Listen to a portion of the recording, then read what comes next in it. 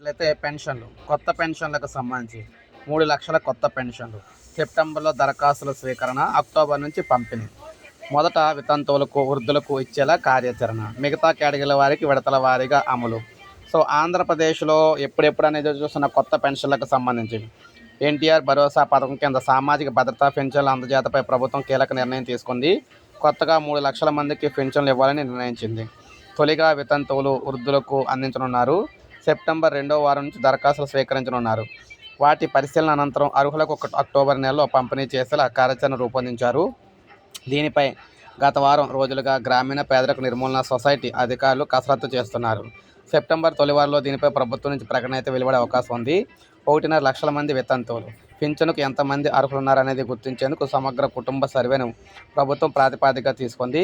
దీని ప్రకారం రాష్ట్ర వ్యాప్తంగా 1.70 లక్షల మంది వితంతువులు ఉన్నట్లు గుర్తించింది. వీరి వివరాలను 6 అంచెల విధానంతో తనిఖీ చేయించి తుదిగా 150,000 మంది అర్హులు ఉన్నట్లు ప్రాథమికంగా అంచనా వచ్చింది. దరఖాస్తులు స్వీకరించిన తర్వాత వాటిని మరోసారి అయితే వడపోయనుంది. మిగతా 1,50,000 పెన్షన్లకు వృద్ధులకు అందించాలని ప్రాథమికంగా నిర్ణయించినట్టు తెలుస్తుంది. వైకాపా ప్రభుత్వ హయాంలో అర్హత ఉన్న దాదాపుగా 1,00,000 మంది వృద్ధులకు పెన్షన్ ఇవ్వలేదు. ఈ సమాచారాన్ని కూడా అధికారులు అయితే తెప్పించుకున్నారు.